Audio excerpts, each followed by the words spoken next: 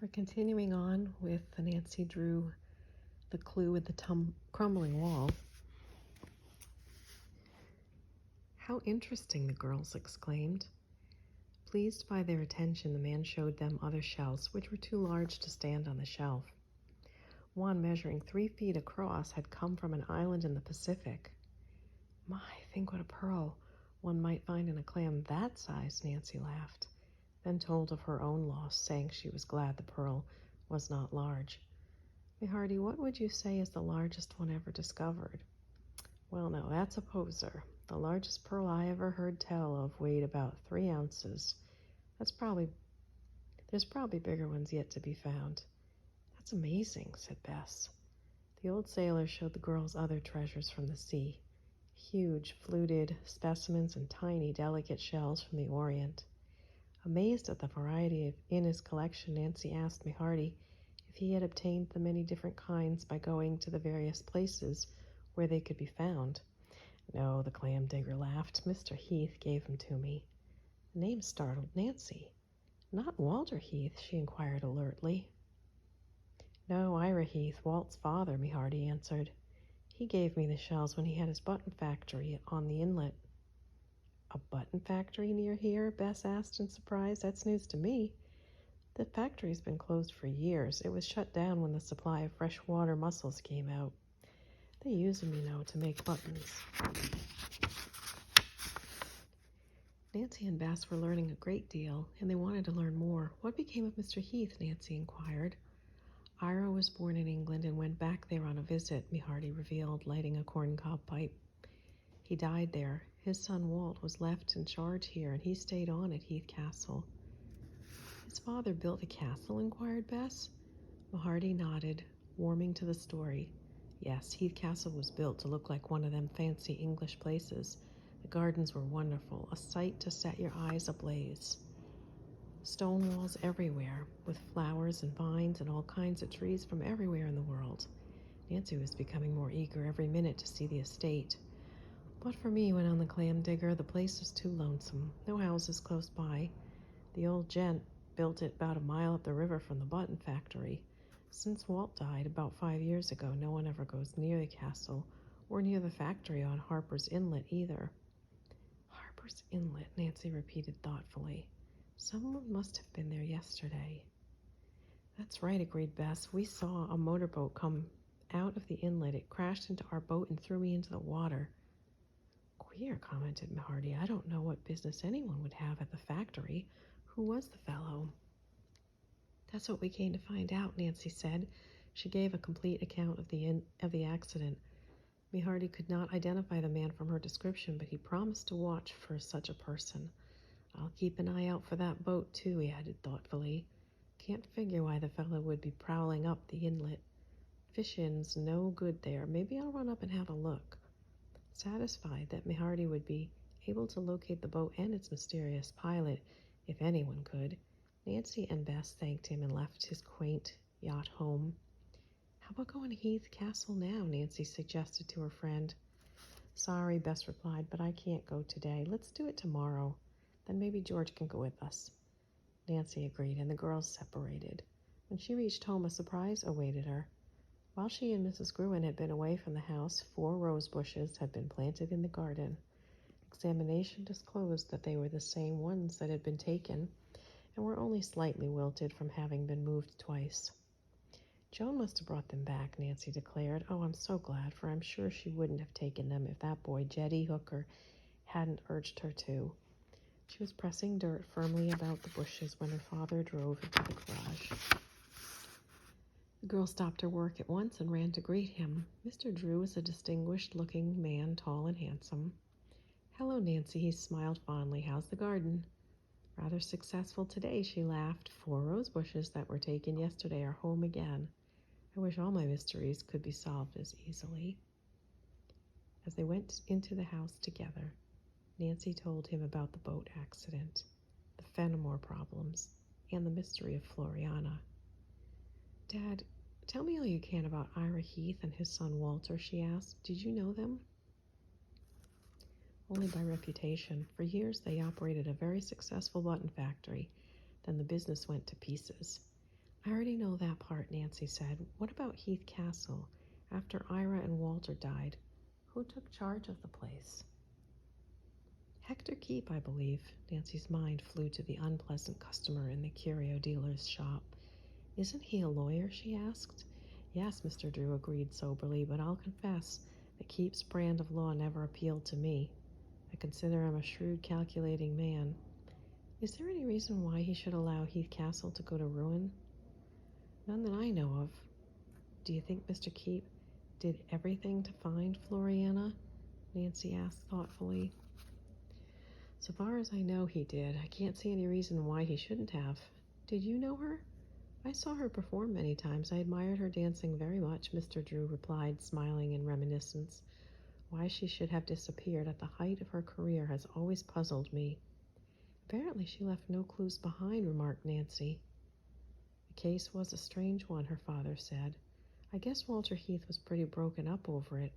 I've always wondered. You've wondered what, Dad? Well, it occurred to me that Heath Castle might provide a key to the mystery. I've no real reason for thinking so. It's merely a hunch I have. And I have a similar one, Nancy cried jubilantly. Two Drew minds can't be wrong, she laughed. Tomorrow I'll go and ask those crumbling old walls to give up their secret. Chapter 4, The Haunted Walk. The following morning found Nancy, Bess, and George motoring to Heath Castle. By studying a map of the district, they had discovered a little-used road which led to the abandoned estate. Though this woodland route was rough and dusty, Bess preferred it to another boat trip. Hope we don't ruin a tire, Nancy remarked, maneuvering the car to avoid sharp rocks. How much farther to Heath Castle? George peered at the speedometer, noting that they had traveled more than 5 miles from the outskirts of River Heights. We're coming to something, she cried a moment later. Through the trees, the girls caught a fleeting glimpse of a sharply pitched, rust-colored roof. The car rounded a sharp curve, blotting it from view. Then the road ended abruptly in front of a high, vine-covered stone wall.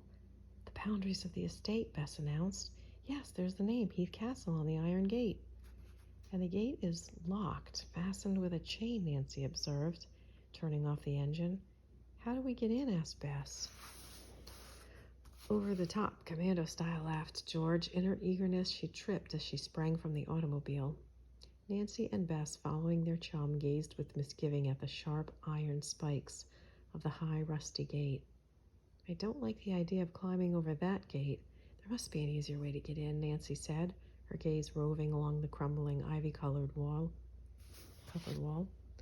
I'll not attempt to climb over any part of it, announced Bess with finality. I have on a good dress. Then you'll be left behind, George told her cousin tersely. She and Nancy examined the stone wall. Some distance along it was a bit lower than the gate and offered good toe-holds. It was not difficult for the girls to grasp the vines and pull themselves over the top. Bess finally decided to follow. Leaping down lightly from the wall, the 3 friends started through the dense growth of trees and shrubs. As they progressed, Bess felt rather uneasy. Beneath the canopy of leaves, it was damp and cool, but there were many strange noises to unnerve her. Listen, she commanded tensely. What's that? Nancy and George could hear the sound plainly, but for a moment they could not identify it. Then Nancy smiled. The cooing of a pigeon, she explained. Come along, or we'll all have the jitters. Before long, Bess had a bad case of jitters, bordering on real fear. She walked directly into a spider web, and as she was exclaiming, "Ah," and brushing it from her mouth, something furry shot in front of her. She gave a little scream. What's the matter? Cried Nancy, turning back. Her eyes opened wide as she caught sight of an enormous rat scurrying through the underbrush. They bite, said Bess. I don't like this place. Let's turn back. Not I, replied Nancy, stalking on. This place is intriguing, and if it's going to solve a mystery, it won't solve any, argued Bess, but it could make them, all right. Watch where you're walking and you'll be safe, advised George, somewhat annoyed. Just ahead stretched a long avenue of oak trees, which gave prospect of leading to the castle. Tramping through the waist-high grass, the girls came to a vine-tangled, fern-matted bower. 2 handsome stone vases lay on their sides, cracked from having filled with water which had frozen during the winter. "What a shame this place is being neglected," Nancy commented, pausing a moment. "Mr. Keep ought to take care of it. If Floriana should come back, she would hardly recognize it, I'm sure." At the end of the oak-lined avenue, the girls came to a weather-stained loggia of stone. Its 4 handsomely carved pillars rose to support a balcony over which vines trailed. Steps led to the upper part. Mounting to the balcony, Nancy and her friends obtained a fine view of the nearby gardens. They had been laid out in formal sections, each one bounded by a stone wall or a hedge. Here and there were small circular pools, now heavy with lichens and moss, and fountains with leaf-filled basins. "We still haven't located the castle," Nancy remarked, starting on again. "Let's cross that bridge over there and try that trail." She pointed to a rustic bridge which spanned a stream, so clogged with water lilies that there was scarcely any space between them. "This old bridge is pretty rickety," George complained as they started across it. "Think it'll hold our weight?" "I'll go ahead and try it," Nancy offered. The bridge swayed and groaned as she cautiously crossed to the opposite side. It held her, however, so George and Bess followed in single file. "I wonder where this leads," Nancy said, staring at a slippery, moss-grown stone walk. On a rotted post nearby was a rustic sign with carved letters. The Drew girl stopped closer to look at the words. "The Haunted Walk," she read aloud. "Let's try another trail," Bess said with a shiver. "This garden is spooky enough without deliberately inviting a meeting with ghosts." "Oh, come along," Nancy laughed, taking her friend firmly by the arm. "It's only a name. Besides, the walk may lead to something interesting." "That's just what I'm afraid of," Bess retorted, but she allowed herself to be persuaded. Spreading lilac bushes canopied the trail. Their branches caught at Nancy's hair and clutched at her clothing. Impatiently, she thrust them back, or held the shrubs for her friends to pass beneath. "I wish we'd gone the other way," Bess complained. "This is no fun." "I think it is," Nancy replied. "It's so mysterious here. It's so—" Her voice trailed away. At the sudden pause, George and Bess glanced at her quickly. Nancy was staring directly toward a giant evergreen. "What is it?" Bess demanded fearfully. "What do you see?" "Why, nothing." "You didn't act as if it were nothing," George commented. "I thought I saw something, but I must have been mistaken." Despite their coaxing, Nancy would not reveal what had startled her. In truth, she was not certain what she had seen. For an instant, a pair of penetrating human eyes had seemed to stare at her from behind the evergreen. Then the eyes had blinked shut and vanished. It must have been my imagination, Nancy told herself.